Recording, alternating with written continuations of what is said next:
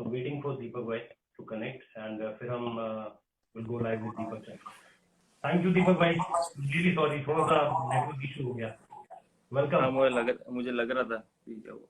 अच्छा, आप पहले तो सबसे पहले बताइए कि क्या चल रहा है, कैसा चल रहा है, लॉकडाउन कैसा चल रहा है. हमको बताइए क्या चल रहा है. लॉकडाउन चल रहा है सब लोग. नहीं मतलब आपका लॉकडाउन कैसा चल रहा है. निश्चित तौर पर लॉकडाउन तो चल रहा है. ठीक चल रहा है. ऑब्वियसली काफी सारी चीजें हैं करने को, अगर आप चाहें तो. जरूर नहीं घर पे बैठ के आप बोल रहे. पहले बताइए मेरा वीडियो पूरा आ रहा है. आपका वीडियो पूरा आ रहा है, बस आपके थोड़े से बाल झुक रहे हैं जो आपने बिल्कुल बढ़िया तरीके से बना रखे हैं, और मेरे जो है वो बिल्कुल हाँ परफेक्ट. अब परफेक्ट है. अब परफेक्ट है. अब आप बिल्कुल सही आ रहे हो. लॉकडाउन में लोग परेशान हो रहे हैं वैसे कि कुछ करने को है नहीं, बट अगर देखा जाए तो काफी कुछ कर सकते हैं आप, क्योंकि काफी सारी नई चीजें सीख सकते हैं. और आजकल तो ऑनलाइन सब कुछ अवेलेबल है. अगर आपको कुछ नया सीखना है तो हाँ मैं सीख रहा हूँ कुछ चीजें, तो मेरा लॉकडाउन ठीक चल रहा है. जैसे आप अपने फैंस को बताना चाहेंगे थोड़े से लाइटर नोट पे कि आप क्या क्या सीख रहे हैं, क्योंकि बहुत लोगों के ये सारे सवाल थे कि वो मतलब बालों के लिहाज से पूरी तरह से फिट दिख रहे हैं, उनकी दाढ़ी पूरी तरह से बनी हुई है, जिम विम कंटिन्यू चल रहा है. मतलब आपके इंस्टाग्राम प्रोफाइल को अगर मैं देखकर बताऊं तो ऐसा लग नहीं रहा है कि आप पे कोई लॉकडाउन का बहुत ज्यादा फर्क पड़ा है. मेरा जब मैं आगरा में घर पे होता तो मेरा डेली जो लाइफ का रूटीन है वो सेम रहता है जो अभी है लॉकडाउन में. ज्यादा नहीं, बस आगे ग्राउंड पे जाता हूँ प्रैक्टिस करने, बट मेरा यही रहता है कि घर ग्राउंड जिम, तो वो अभी भी वही चल रहा है. बस ग्राउंड नहीं जा पा रहा हूँ, उसकी जगह थोड़ी बहुत ट्रेनिंग में यहीं पे कर ले रहा हूँ. नीचे रनिंग वगैरह जो है सीढ़ियों पर रनिंग कर ले रहा हूँ, तो ऐसा. और गिटार सीख रहा हूँ, एक नई चीज, क्योंकि मैं इंजरी हुई थी तब बेड रेस्ट पे था 5 हफ्ते के लिए, तो उस टाइम मुझे लगा कि कुछ सीखना चाहिए, तो मैं हमेशा से चाहता था गिटार सीखूं. थोड़ा बहुत गिटार सीख रहा हूँ, पबजी खेल रहा हूँ थोड़ा बहुत. इतनी ज्यादा है कि लोग तो पूछने लगे हैं कि आप गिटार लेकर क्यों नहीं बैठे हैं. मतलब आप सबको पता है आपके गिटार की स्किल्स के बारे में. और मैं भी आज सुन रहा सुबह जब मैं देख रहा था कि थोड़ा सा प्रोफाइल चेक कर लूं दीपक भैया की, तो मैं यही देख रहा था कि आप 2 गाने बजा रहे थे. तो मतलब आप हाथ परफेक्ट है या अभी थोड़े से बिगनर हैं, या फिर कौन सी स्टेज है, मॉडरेट है या बिल्कुल बिगनर एकदम. अरे गिटार एक टफ इंस्ट्रूमेंट है, टाइम लगता है उसमें, और आप जितना रेगुलर बजाएंगे उतना ही, हर चीज में जितना आप रेगुलर होंगे उतना ही अच्छा कर सकते हैं. तो टफ है वो. हाँ अभी पहले 2 गाने सीखे थे, अभी 2-3 और सीख गया हूँ, थोड़े गाने. बट अभी इतना कॉन्फिडेंस नहीं है कि पब्लिक के सामने बजा पाऊँ, इसलिए थोड़ा कम लेके बैठता हूँ गिटार, खुद अकेले हो जाता हूँ. चलो आप वो दीपक भैया की प्रोफाइल पे जरूर जाके, जो भी फैंस उम्मीद कर रहे थे कि वो गिटार सुनाएंगे, वो निश्चित तौर पर उनकी प्रोफाइल पे जाके आप देख सकते हैं, उन्होंने वीडियो डाला है. दीपक भैया अगर आईपीएल को लेकर मैं बात करूं, चेन्नई सुपर किंग्स का कैंप बहुत ज्यादा एग्रेसिव अंदाज में शुरू हुआ था. आमतौर पर महेंद्र सिंह धोनी भी कैंप से इतनी ज्यादा जल्दी नहीं जुड़ते हैं जब भी सीएसके के कैंप होते हैं. इस बार वो 1 महीना पहले आ गए, और उनका जो हमें जानकारी मिली वो ये कि उनका कैंप 2 हिस्सों में बटा हुआ था, एक प्री होली कैंप और एक फिर पोस्ट होली कैंप. तो इस बार बहुत मजा आ रहा था देखने में. रायना भाई हो, धोनी भाई हो, चाहे उसके अलावा हरभजन सिंह हो, आप हो, इसके अलावा पीयूष चावला हो, लगातार कुछ लोगों से बात भी हुई. तो ये जिस तरह की ट्यूनिंग चल रही थी, और सीएसके को लेकर एक बार फिर से उसी तरह की फीलिंग आ रही थी, जो पॉजिटिव फीलिंग आती है आप लोगों की प्रैक्टिस देख के. आप उस कैंप के बारे में कुछ बताना चाहेंगे, और फिर अचानक से वहां से फिर एकदम ऐसा 0 जोन पे आ जाना, कोई फिजिकल एक्टिविटी नहीं हो रही है इन टर्म्स ऑफ क्रिकेट. मैं उस टाइम पे टीम कैंप में था नहीं, क्योंकि मैं इंजर्ड था, तो मैं बैंगलोर में था एनसी के अंदर. बट हाँ कैंप बहुत अच्छा चल रहा था. मैं अभी देख रहा था सोशल मीडिया पे, बात भी हो रही थी. तो बेसिकली वो कैंप हमारा 1 तारीख से चालू हो गया था, क्योंकि काफी सारे क्रिकेटर्स जो थे हमारे वो एक्टिव क्रिकेट नहीं खेल रहे थे. जैसे माई भाई नहीं खेल रहे थे, रैना भाई भी नहीं खेल रहे थे, हरभजन भाई. तो वो कैंप बेसिकली वो था कि जो लोग, सबके लिए था, अगर कोई जो भी चाहे वो अटेंड कर सकता था. बट अगर जो खेल रहा है एक्टिव क्रिकेट तो उसको कंपलसरी नहीं था. बट जो लोग एक्टिव क्रिकेट नहीं खेल रहे उन लोगों के लिए वो था, ताकि उनको एक लंबा पीरियड मिले कि 1 महीने की प्रैक्टिस हो आईपीएल से पहले. तो बहुत अच्छा चल रहा था कैंप, बट अनफॉर्चुनेटली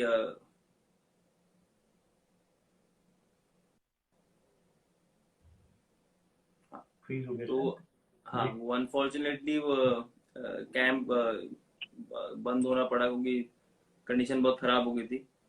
तो देखते हैं अभी आगे क्या होता है. अच्छा, एक चीज जो बहुत ज्यादा ट्रेंड हो रही है वो पिछले कुछ दिनों में, आपने एक फिल्म का जिक्र किया, और मैं लगातार उसके इर्द गिर्द देख रहा था. आपकी मैंने स्टोरी, क्योंकि मुझे याद है 2 साल पहले भी जब मैं आपसे मिला था आगरा में और हमने एक इंटरव्यू किया था, तो उसमें उसमें भी आपने मुझे उन स्ट्रगलिंग डेज के बारे में बताया था कि कैसे अलग अलग जगह से जो है वो आप रास्ते तलाशते रहे, पिताजी के साथ हो, भाई के साथ हो। मुझे उस थोड़ा सा फिल्म के बारे में अगर आप बताना चाहें कि मतलब मैं स्टोरी देख रहा था और स्टोरी मुझे लग रहा था कि लोकेंद्र सर की मैं स्टोरी देख रहा था। मुझे समझ में आने लगा कि मतलब एक शख्स जो अपने बच्चों को क्रिकेट खिलाना चाहता है, इंडिया खिलाना चाहता है, इंडिया से नीचे वो कहीं बात ही नहीं करते। आपका सिर्फ एक एम होना चाहिए, वो है इंडिया खेलना। उसके अलावा जिस तरह के रिसोर्सेस, मतलब ना तो साधन थे। मैंने अपनी फेसबुक स्टोरी में भी ये लिखा है कि दीपक चाहर वो शख्स जिनके परिवार के पास, और दीपक चाहर ही क्यों, राहुल चाहर की भी मैं उस पर बात करूंगा, और ये दोनों लड़के निकलते हैं, इंडिया खेलते हैं और एक ऐसे बैकग्राउंड से आ रहे हैं जहाँ पे पिताजी के पास न साधन है, न सुविधाएं हैं, न संपन्नता है, कोई रिसोर्स नहीं है, मॉनेटरी फंड्स नहीं है, वाइफ का सपोर्ट नहीं है उस समय पे उनके साथ कि चलो यार घर का ख्याल वाइफ रख लेगी, तो मैं इधर सिर्फ बच्चों पे फोकस करता हूँ, खाना वाना सब कुछ। मतलब ये सारी चीजें मुझे नहीं लगता किसी और क्रिकेटर के साथ इतनी सारी चीजें जुड़ी हैं, और उसके बाद भी वहां से निकलकर वो इंडिया खिला लेता है अपने बच्चों को। और आप लोग बहुत जी कमाल का कर रहे हैं, और दुआएं जी सारे बेसिकली फैंस। हाँ, मैं सबको बोलता भी हूँ, और हमारा मेरा सपना भी है कि मेरे ऊपर नहीं, क्रिकेटर से बहुत खेलते हैं घंटे के लिए, बट मेरे फादर पे मतलब एक मूवी बनने मैं चाहता हूँ, अगर होगा लाइफ में आगे तो मैं खुद बनाना चाहूंगा। तो उनकी स्टोरी बहुत अलग है, क्योंकि जिस वो बैकग्राउंड आते हैं, जहाँ वो गाँव में थे, तो बेसिकली हमें ही इंडिया खिलाना नहीं, बट बाकी बहुत कुछ है उनसे सीखने के लिए। तो वो लोग सीख सकते हैं, एक तो पेरेंटिंग कि आप अपने बच्चों को कैसे संभालें, जो भी सब शैतान होते हैं, सब कुछ ना कुछ करते हैं, तो जो जो तरीके उन्होंने अपनाए हमको एक लाइन पर आने के, ट्रैक पर लाने के लिए, बहुत अलग ही तरीके थे वो, जो शायद मैंने देखा नहीं किसी भी माँ बाप को करते हुए। और जहाँ बहुत सारे प्लेयर्स इंडिया खेले हैं, बट किसी के फादर ने उनको कोच नहीं किया है, बट जिनके फादर ने कोच किया पर वो प्रोफेशनल क्रिकेटर थे। मेरे फादर प्रोफेशनल क्रिकेटर नहीं थे, वही। वो वो एयरफोर्स में थे। उन्होंने जब डिसाइड किया कि मैं क्रिकेट में बेटर कर सकता हूँ, उसके बाद उन्होंने मेरे को अकेडमी में डाला, वहाँ अच्छा नहीं हुआ, तब उन्होंने डिसाइड किया कि इतना काफी नहीं है प्रैक्टिस, मुझे ही खुद कोच बनना पड़ेगा। तो जो जो उन्होंने किया लाइफ में, हमें क्रिकेट खिलाने से पहले भी, क्योंकि जैसे वो गांव में रहते थे, उस गांव से निकलना, एयरफोर्स में भर्ती होना, क्योंकि मेरे दादाजी भी नहीं चाहते थे कि वो एयरफोर्स में भर्ती हो। वो he was a good wrestler, वो पहलवान अच्छे थे मेरे पापा, तो मेरे दादाजी चाहते कि वो पहलवान बने। तो बेसिकली वो किया उन्होंने, वो कभी हारे भी नहीं उसके अंदर।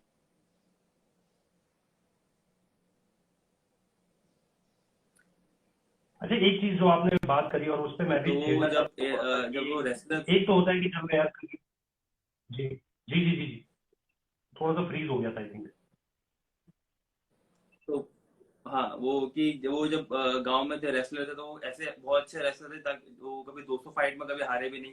उसका जब एयरफोर्स में आए, तब उन्होंने बहुत अच्छा काम किया एयरफोर्स के लिए, पूरा अपना दिन रात मेहनत करी, वो तो वहां पे उनको मेडल्स मिले एयरफोर्स के अंदर। उसके बाद जब उन्होंने जब उन्होंने डिसाइड किया कि अपना टाइम बच्चों को देंगे, तब वहां उन्होंने एक्सट्रीम लेवल पे पहुंचाया अपने बच्चों को। तो बेसिकली उनसे सीखने को ये है कि आप लाइफ में कुछ भी चाहो तो अचीव कर सकते हो, चाहे वो, बस आपका विजन बहुत बड़ा होना चाहिए। पहले मेरे फादर, उसका है कि मेरे फादर का छोटा विजन था, तो एयरफोर्स तक वो जल्दी पहुंच गए। फिर उन्होंने बड़ा विजन किया कि हाँ मुझे एयरफोर्स में अच्छा करना है, काम करना है, फिर वो हुआ। फिर और बड़ा किया कि अपने बच्चों को कुछ करना है। तो वो टाइम लगता है, मतलब बेसिकली मेरे फादर का कहना है कि हर चीज में टाइम लगता है।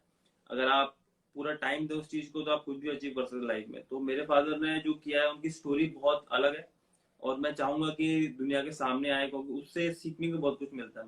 मैं आज तक सीखता हूँ, सुबह शाम हम साथ में रहते हैं, बट वो मेरे फादर किताब की तरह, तो मैं चाहूंगा कि वो शायद सब लोगों को थोड़ी थोड़ी सीख मिले उससे। कोई एक्टर आपके जहन में है जो आपके फादर का रोल बहुत अच्छी तरह से प्ले कर सकता है इस समय पे? जैसे अभी मैं देख रहा हूँ कि 83 एक फिल्म आ रही है कपिल पार्टी एंड कंपनी पे, जो पूरी की पूरी 83 की टीम है, उसमें जो मैनेजर का रोल कर रहे हैं वो पंकज त्रिपाठी कर रहे हैं। बहुत कमाल के एक्टर हैं, शायद आपने उनकी अदाकारी देखी होगी अलग अलग जी फिल्मों जी के जी जरिए या बिल्कुल। फिल्म के जरिए। तो वो मान मैं तो सिंह जी के चाहूंगा रोल कि कर रहे हैं। कोई आपका आपका हाँ फेवरेट जी, एक्टर या लोकेंद्र सर का? अ, ऐसे तो बहुत सारे एक्टर हैं जो कर सकते हैं रोल, बट आमिर खान है, बट उन्होंने ऑलरेडी दंगल करके शायद वो ना करे। बट मेरे फादर भी चाहते हैं कि सनी देओल उनके फेवरेट है, और वो शायद उनका कैरेक्टर को मैच कर पाया, तो शायद सनी देओल है जो वो मेरे फादर का रोल कर पाएंगे, या फिर हम अच्छा, चाहे वो करें ऐसा। और आपका रोल कौन करेगा? मतलब कौन है, मस्कुलर भी हो, जो थोड़ा स्मार्ट भी दिखता हो, सिक्स पैक सिद्धार्थ एब्स भी सिद्धार्थ हो? शायद सिद्धार्थ शायद अच्छा कर पाएगा रोल, क्योंकि वो मुझे लगता है कि सिद्धार्थ मल्होत्रा। हाँ कि वो क्योंकि उनकी वो भी जैसे शांत रहता है, तो मैं भी थोड़ा, मेरा कैरेक्टर वैसे है कि थोड़ा शांत वाला, तो शायद वो और वो हाइट भी अच्छी है, उनकी पर्सनैलिटी भी अच्छी है, वो शायद बिल्कुल। वो अच्छा है। चलिए, ये तो आपने फिल्म की बात की, मैं पूरी उम्मीद करता हूँ कि, लेकिन ये जरूर है कि अभी मतलब आपका करियर कहीं ना कहीं इस फिल्म को बहुत बड़ा एक चेहरा देने वाला है। आप मानेंगे इस बात को कि आपका करियर यहाँ से जैसा पैन आउट होता है, वो इसकी कहीं ना कहीं स्क्रिप्टिंग पे भी डिपेंड करेगा कि फिल्म कैसी बनती है। इस पर हालांकि आप अभी बहुत ज्यादा सोच नहीं रहे होंगे, लेकिन ये एक पॉइंट जरूर दिमाग में होगा। जी बिल्कुल, वो तो डिपेंड करता है कि मैं जितना अच्छा करूंगा उतना ही बेटर रिस्पॉन्स मिलेगा। बट जी। ये स्टोरी जो है या मूवी है, ये मेरे ऊपर नहीं होगी। मैं हम्म। बहुत छोटा सा रोल होगा मेरा उसके अंदर, या छोटा किरदार होगा। ये बेसिकली एक आदमी को होगी जिसने लाइफ में इतना कुछ अचीव किया बिना सपोर्ट के, जिसने हम्म। अपने 2 बेटे इंडिया खिलाए बिना क्रिकेट की नॉलेज, मतलब प्रोफेशनल क्रिकेट खेले वहां से खिलाए। उसके बाद बहुत स्ट्रगल रहे, बहुत सारी चीजें थी जो मैं बता भी नहीं सकता हूँ, जो उन्होंने स्ट्रगल फेस किया। तो वो एक उस आदमी की स्टोरी भी, चाहे मैं करूँ अच्छा करूँ नहीं करूँ, बट वो जो चाहते थे उन्होंने अचीव किया कि 2 बेटे उनके इंडिया खेले। तो स्टोरी तो है, बट हाँ ऑब्वियसली मैं जितना अच्छा करूंगा उस पर इम्पैक्ट और अच्छा होगा कि मैं अच्छा कर पाऊँ। तो मेरा फोकस मूवी पे नहीं है, ऑब्वियसली। मेरा फोकस ऑब्वियसली अच्छा खेलने पे और अच्छा करने पे। Obviously obviously. तो भैया, एक अच्छी स्क्रिप्ट है, चाहे नीरज पांडे देख रहे हो इसे, चाहे राकेश ओम प्रकाश मेहरा देख रहे हो, चाहे रिलायंस एंटरटेनमेंट या स्टार फिल्म कोई भी देख रहा हो, उनके पास एक बहुत अच्छी स्क्रिप्ट है। तो लोग, और मैंने लोकेंद्र सर से बहुत बार बात की है, उनके पास गेम का बहुत अच्छा नॉलेज है। ये मैं आपको बिल्कुल, आप मेरी बात को वाउच कर सकते हैं इस चीज पे कि उनके पास गेम का बहुत अच्छा नॉलेज है, बिना प्रोफेशनल क्रिकेट खेले भी।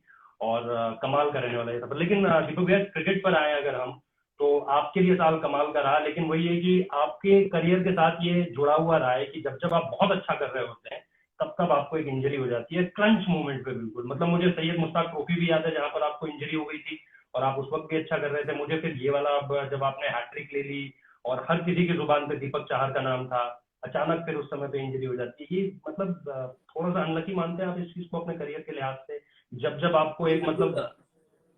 जी। जी बिल्कुल, हर चीज आपको हर टाइम पे नहीं मिलती है कि हम्म। ऑब्वियसली देखिए, आप अपने कंट्री को रिप्रेजेंट कर रहे हैं, वो सबसे डिफिकल्ट होता है। क्योंकि साल में शायद 1 या 2 जगह खाली होती है, बाकी तो आप ऑलरेडी खेल रहे होते हैं। अब साल में देखा आईएएस अफसर भी बहुत लोग बनते हैं।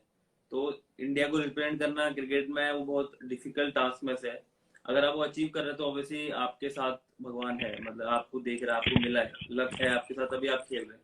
हाँ थोड़ा बहुत ऊपर नीचे होता है, हर किसी की लाइफ में हर चीज परफेक्ट होती है। तो मुझे जो लगता है कि मैं जो मुझे ऊपर वाला चैलेंज करता है कि मैं जितना अच्छा अपना इंजरी से फाइट कर लूंगा उतना अच्छा मुझे लाइफ में मिलेगा या मैं अच्छा कर पाऊंगा। तो मैं एज अ चैलेंज देता हूँ हर इंजरी को। मेरे हाथ में है नहीं, मैं जो कर सकता हूँ इंजरी प्रिवेंट करने के लिए वो करता हूँ। अच्छी डाइट, अच्छी ट्रेनिंग, अच्छा रिकवरी, जो मैं कर सकता है स्पोर्ट्स में वो सब मैं करता हूँ, और शायद पूरा ही करता हूँ। तो अब वो इंजरी होना न होना मेरे हाथ में है नहीं, और मैं ज्यादा लोड लेता हूँ, क्योंकि इतनी हो चुकी है मुझे इंजरी, तो मैं परेशान भी नहीं होता हूँ, क्योंकि मुझे पता है कि मैं कम बैक कर लूंगा। तो उस इंजरी वाले टाइम को मैं अच्छा यूटिलाइज करता हूँ कि ताकि मैं जब वापस खेलूँ तो और अच्छा कर पाऊँ, और अच्छा बेटर बॉलर हूँ पहले से। अच्छा, एक बात बताइए, आप महेंद्र सिंह धोनी के अंदर तो काफी खेले हैं, और अब आप विराट कोहली के साथ भी खेल रहे हैं। इन दोनों की कप्तानी को आप किस तरह से देखते हैं? क्या चेंज आपको महसूस होता है महेंद्र सिंह धोनी की बातचीतों में, उनकी रणनीति के लिहाज से? मैं डॉक्यूमेंट्री भी देख रहा था चेन्नई सुपर किंग्स की, जिसमें शुरू में स्टीफन फ्लेमिंग कहीं ना कहीं कहते हैं कि यार दीपक को अभी मत खिलाओ, लेकिन धोनी यहाँ पर परसिस्ट करते हैं कि नहीं, मुझे चाहत चाहिए ही चाहिए। और फिर उसके बाद तो रेस्ट इज हिस्ट्री। आपने जो पहला ही बॉल डाला था मुंबई इंडियंस के खिलाफ, वो मुझे याद है 2018 का आउटस्विंगर था रोहित शर्मा को, और पूरे न्यूज रूम में हम वो मैच देख रहे थे, और सबकी जुबान से अचानक से निकला कि यार ये कौन बॉलर है। गजब बॉल थी, मतलब जो भी क्रिकेट को वहां पर समझने वाले थे, विराट कोहली के कोच वहां पर मौजूद थे, अंशुमन गायकवाड़ वहां पे मौजूद थे, और रितेंद्र सिंह सोढ़ी वहां पर मौजूद थे, मोहम्मद कैफ वहां पे मौजूद थे। तो ये लोग मतलब मोहम्मद कैफ तो निश्चित तौर पर आपको जानते हैं, लेकिन अचानक से सबकी जुबान से ही निकला कि यार ये कौन लड़का है जो आपने आउटस्विंगर मारा था। तो उस दिन से लेकर अब तक अलग अलग कप्तानों के साथ खेलना, रोहित की कप्तानी में भी खेले, विराट की भी खेल चुके हैं, MS धोनी की भी खेल चुके हैं। खास तौर पे मैं जानना चाहता हूँ कि विराट कोहली और MS धोनी की कैप्टनसी में क्या अलग अलग क्या लगता है आपको? दोनों किस तरह से ट्रीट करते हैं आपको ऑन द फील्ड? थोड़ा सा अंतर है, जैसे विराट बहुत एग्रेसिव कैप्टन है, और माही भाई थोड़ा कूल कैप्टन है, मतलब वो हर चीज बहुत सोच समझ करते हैं। और विराट एट द मोमेंट वाले प्लेयर है कि वो उस मोमेंट में क्या हो रहा है उसमें वो जीते। तो दोनों से सीखने को मिलता है बहुत कुछ। विराट, अगर आप विराट को देखें तो वो 110% देता है फील्डिंग में खुद, और खुद इतना अच्छा करते हो, तो आप एज अ स्पोर्ट्समैन अगर आप देखते हो ग्राउंड के अंदर, तो उसको देख के इतनी एनर्जी आती है कि आप भी पूरा 100% देने की कोशिश करते हो हर चीज में, फील्डिंग में, बॉलिंग में, वो आपसे। और वो थोड़ा अंतर ये है कि अपने माही भाई है वो थोड़ा विकेट के पीछे रहते हैं, तो दूर है, वो हर बॉल पे आपसे बात नहीं कर सकते, हर बॉल पे आपको फील्ड चेंज करना हो तो आप उनसे बात नहीं कर सकते। हाँ, ओवर के बीच में आप उनसे बात कर सकते हो, अपना प्लान लेके जा सकते हो। और बट ऐसे विराट है वो मिड ऑफ पे रहता है, तो उस पर आप हर हर बॉल पे भी प्लान डिस्कस कर सकते हो, मैं ऐसा करने वाला हूँ, वैसा करने वाला हूँ। बट मुझे जो मेन रीजन डिफरेंस लगता है वो है एग्रेशन एग्रेशन का है, कि माही भाई थोड़े कूल रहते हैं, मैं माही और विराट थोड़ा एग्रेसिव रहता है हर चीज में। तो हर हर आदमी का अपना खेलने का तरीका होता है, तो विराट का शायद बैटिंग में आप देखिए वो बहुत एग्रेसिव है, माही भाई बहुत कूल है, तो शायद वो कप्तानी में भी झलकता है। और यहाँ के माही भाई के पास इतना एक्सपीरियंस है, तो वो आपको अगर आप उनसे फील्ड मांगो तो भी वो देते हैं, उन्हें भरोसा दिखाते हैं प्लेयर्स पे। जैसा आपने कहा कि माही भाई ने मेरे को बोला था, फ्लेमिंग को बोला कि ये पहले मैच से खेलेगा, तो उनका मानना ये है कि अगर आप किसी भी प्लेयर को पूरे मौके देंगे नहीं तो आप उसको पता नहीं कर सकते कि उसमें कितना टैलेंट है। तो शायद वो बहुत जरूरी है कि आप अपने प्लेयर पर ट्रस्ट करें और उसको पूरा मौका दें। तो जो कि मेरे को माही भाई ने दिया, जिसका रिजल्ट मैं अभी जो खेल पा रहा हूँ वो उसी चीज का रिजल्ट है, क्योंकि अगर मैं वो नहीं खेलता, वो अच्छा नहीं करता, शायद होता नहीं कभी ऐसा कि मैं इंडिया को खेल पाता। हाँ, बट मुझे लगता नहीं सिर्फ ज्यादा डिफरेंस है नहीं, देखो आप कंट्री को रिप्रेजेंट कर रहे हैं, कैप्टन है आपका, तो सबका एक ही टारगेट रहता है कि आपको मैच मैच जिताना है कैसे भी करके। बस वो अप्रोच में थोड़ा बहुत फर्क होता है, वो थोड़ी अग्रेसिव अप्रोच है, वो थोड़ी काम अप्रोच है, बस ज्यादा मुझे अंदर लगता है। अच्छा, आपके एक फैन, जो आपके एक फैन है सुनील, सुनील और हमारे साथ भी है वो, तो हमारी क्रिकेट टीम के वो भी गेंदबाज हैं, तेज गेंदबाज हैं, शुरुआत करते हैं गेंदबाजी की। वो आपसे पूछना चाह रहे हैं कि अगर आपको बल्लेबाजी में और बेहतर करने का मौका मिले, जो मैंने 2 साल पहले भी आपसे पूछा था कि दीपक भैया बैटिंग पे भी आप काम कर रहे हैं, तो आपने कहा था बिल्कुल बैटिंग भी मैं और बेहतर करना चाहता हूँ। आप बैटिंग करते हैं, ये कम ही लोग जानते हैं कि आपकी जो बैटिंग एबिलिटीज है वो भी बहुत शानदार है, और माई भाई ने आपको 2-3 बार मौका भी दिया है ऊपर थोड़ा सा खेलने का। लेकिन उनका ये पूछना है कि अगर आपको ऊपर बल्लेबाजी करने का मौका मिलता है, मतलब जो प्रॉपर बैट्समैन वाली जगह होती है, तो उसको आप किस तरह से देखते हैं? अगर आपको जी थोड़ा सा ऊपर और मैं बैट्समैन। जी मैंने जितनी मेहनत बॉलिंग पे की है उतनी मेहनत मैंने बैटिंग पे भी है। जब भी मैं यहाँ लोकल क्रिकेट खेलता हूँ बहुत ऊपर बैटिंग करता हूँ, तो मेरा बैटिंग स्टाइल ऐसा है कि मैं ऊपर खेलने वाला, बट जब मैं हायर लेवल पे खेलता हूँ मेरी बैटिंग बहुत नीचे आती है, 8-9 नंबर पे। तो वहां पे आपको हम्म। 2 या 4 बॉलें मिलती है अगर T20 फॉर्मेट खेल रहे हो आप, तो उसमें जाती ही पहली दूसरी बॉल पे हिट लगाना लगा पाओ, और उसमें फिर होते कि आप मैच जीतने के लिए खेल रहे हो या फिर पहले बैटिंग कर रहे हो, तो बहुत कम एक ओवर 6 बॉल में या 4 बॉल में। हाँ, बट जैसे मेरे को आईपीएल में एक बार मौका मिला, माही भाई ने अपने से ऊपर भेजा था, तो उस मैच में मैं कुछ 40 विकेट हम्म। मारे, कुछ 19 बॉल में, तो वहां मैं कंट्रीब्यूट कर पाया था। हाँ, अगर मुझे मौका मिलता है बैटिंग में ऊपर कभी दोबारा, तो मैं वापस अच्छा कंट्रीब्यूट करने की कोशिश करूंगा, क्योंकि मुझे लगता है कि मुझे कुछ बॉलें चाहिए होती हैं, 5-6 बॉलें लेके फिर मैं अच्छा हिट कर सकता हूँ। मैं शायद जाती पहली दूसरी बॉल पे हिट नहीं कर सकता हूँ, शायद मेरे को वो एबिलिटी नहीं है, बट हाँ अगर मैं 1-2 बॉल खेल लूँ, मतलब एक आध ओवर खेल लूँ उधर बीच में, तो फिर मेरी एबिलिटीज बहुत अच्छी है हिट करने की, चाहे फिर बॉलर कोई भी हो। तो अगर मुझे बैटिंग में मौका मिलता है ऊपर, तो ऑब्वियसली मैं कोशिश करूंगा कि बैटिंग से भी मैच जिताने की कोशिश करूंगा, क्योंकि मैंने बहुत मेहनत की है बैटिंग में भी जितनी मैंने बॉलिंग में की है। अच्छा, माही भाई की बहुत बात हो रही है, लेकिन माही की बात तो पिछले 1 साल से हो रही है। आपको क्या लगता है, मतलब रायना भाई कह रहे थे कि बैटिंग बहुत कमाल की कर रहे थे, जो वीडियोस हमने देखे उसमें भी धोनी साहब जो छक्के लगा रहे थे वो बड़े कमाल के थे। लेकिन अभी हाल के समय में भज्जू ने एक हरभजन सिंह ने एक बयान दिया कि उन्हें नहीं लगता कि अब महेंद्र सिंह धोनी ब्लू जर्सी में वापस इंडिया के लिए खेलते हुए उन्हें दिखाई देंगे। मैं बस आपका टेक जानना चाहता हूँ, आप किस तरह से देखते हैं ये सारी की सारी बातें जो चल रही है इस वक्त महेंद्र सिंह धोनी को जोड़कर, कि उन्हें रिटायर्ड करना चाहिए?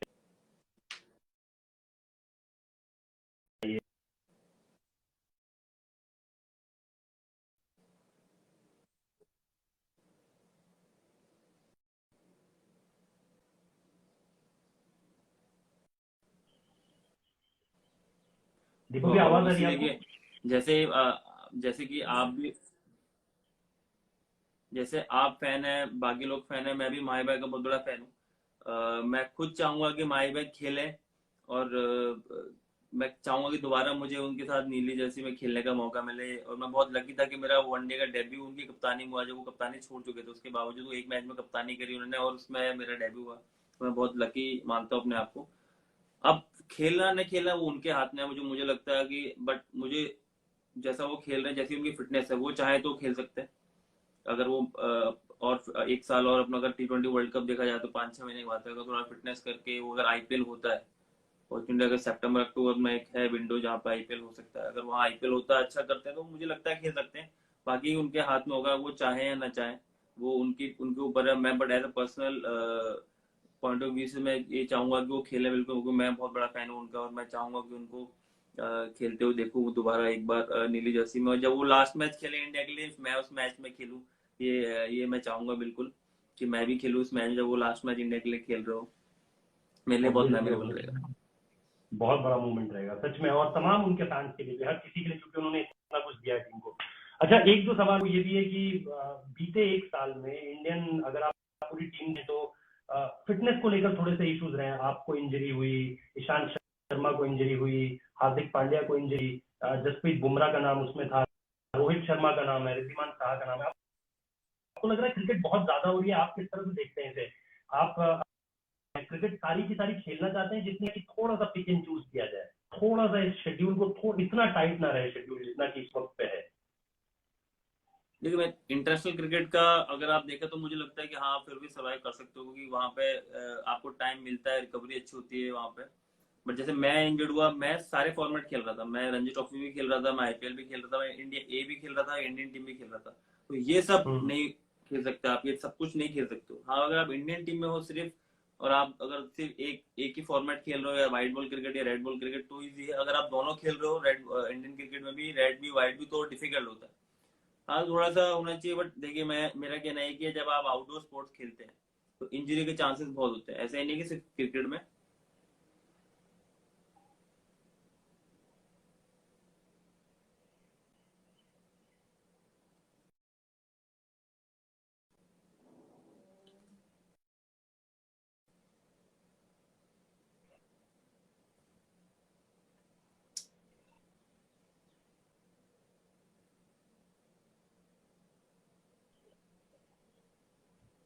आई थिंक नेटवर्क इशू है थोड़ा सा।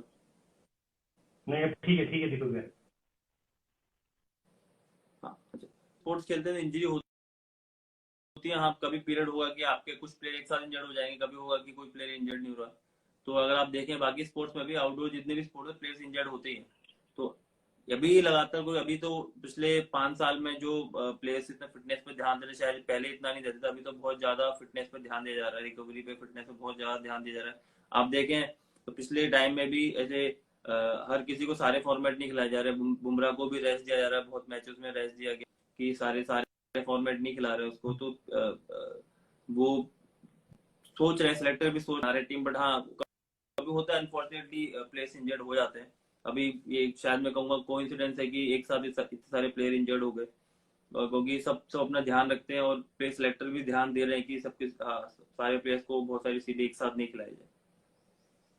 अच्छा, आजकल ये बड़ा चल रहा है कि आपकी जो है वो फेवरेट आईपीएल टीम क्या है? क्या आपकी भी कोई फेवरेट आईपीएल टीम है? कोई स्पेसिफिक प्लेयर जो आपको बहुत ज्यादा पसंद है आईपीएल में, चाहे वो किसी और टीम के हों?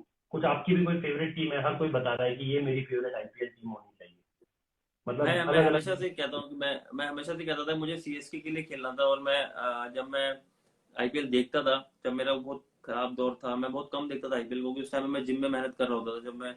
बट मैं हमेशा चाहता था कि मैं जब भी आईपीएल खेलूं वापस, तो मैं हमेशा सीएसके के लिए खेलूं और पूरा सीजन खेलूं।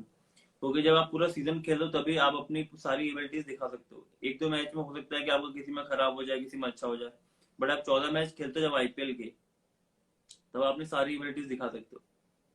नहीं, मेरा सवाल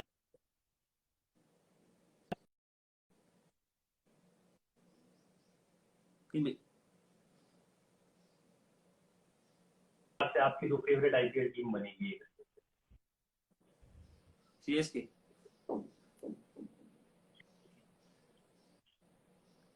अच्छा, एक टीम जो इस लिहाज से अगर मैं जानना चाहूँ कि सीएसके वर्सेस मुंबई के अलावा, जो कि सबसे बड़ी राइवलरी है, उसके अलावा कोई एक टीम अगर चेन्नई ज्यादा परेशान करती हो तो आपके लिहाज से टफ कंपटीशन देती हो? हम शायद एक मुंबई टीम है जो हमें टफ कंपटीशन देती है सबसे ज्यादा। बाकी तो फिर ऑन द डे डिपेंड करता है कि आप कौन प्लेयर कैसा खेल रहा है। शायद बेस्ट बाकी फ्रॉम सेकंड बेस्ट आरसीबी के अलावा, सॉरी एमआई के अलावा? डिपेंड कर शायद केकेआर स्ट्रॉन्ग टीम है। केकेआर उनकी उनकी उनकी हाँ उनकी बैटिंग आना बहुत स्ट्रॉन्ग रहती है, बॉलिंग भी उनकी अच्छी रहती है, तो केकेआर एक स्ट्रॉन्ग टीम रहती है, जिससे कंपटीशन अच्छा होता है। अच्छा, बस छोटा सा एक रैपिड फायर है, उसके बाद आपसे बातचीट को मैं विराम दे दूंगा। तो एक रैपिड फायर है बस मेरे पास, 6-7 क्वेश्चन है और उम्मीद करूंगा कि आप जल्दी से। Toughest batsman you bowled to in IPL, सबसे मुश्किल बल्लेबाज कौन लगता है सबसे? लगता मुझे हमेशा डिविलियर्स है, मतलब हमेशा से मेरा क्योंकि उनके इतने शॉट्स हैं, बट जब भी उनकी बैटिंग आई है मेरे सामने मैंने उनको काफी बार बॉल डाली, बट तो हमेशा उनकी ऐसी सिचुएशन में आई है कि एक दो प्लेयर आउट हो गए, तो फिर उन्होंने मेरे पे चांस लिया नहीं। तो टफेस्ट प्लेयर मेरे को डिविलियर्स लगते हैं हमेशा से। मैं सोचता हूँ जब मैं प्लानिंग करके रखता हूँ उनके लिए अच्छे से, बट हाँ अभी तक उन्होंने मेरे को मारा नहीं, क्योंकि मैं लग ही रहा हूँ कि मेरी सिचुएशन बॉलिंग उनकी सिचुएशन ऐसी सिचुएशन में आई नहीं कि वो मारने के मूड में।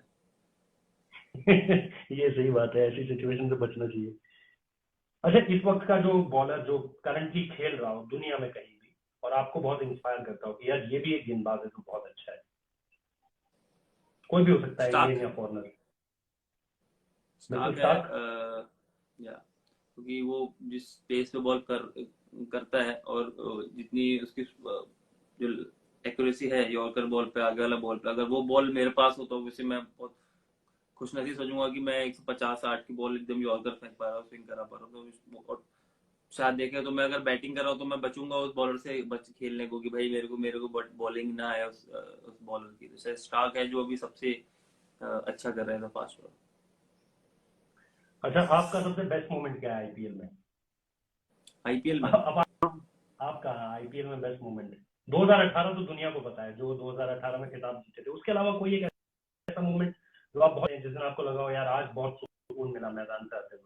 जी जी बिल्कुल। लास्ट ईयर जब मैं वो 2 नो बॉल फेंक दी थी, उसके बाद जो मेरा ओवर गया वो अच्छा, उसके बाद क्योंकि देखिए मैं पहली बार डेथ में बॉलिंग कर रहा था और हम्म। माहिबा ने इतना भरोसा देके मेरे बॉल, उसके बाद मैंने 2 बॉलें फुल टॉस फेंकी, दोनों नो बॉल हो गई।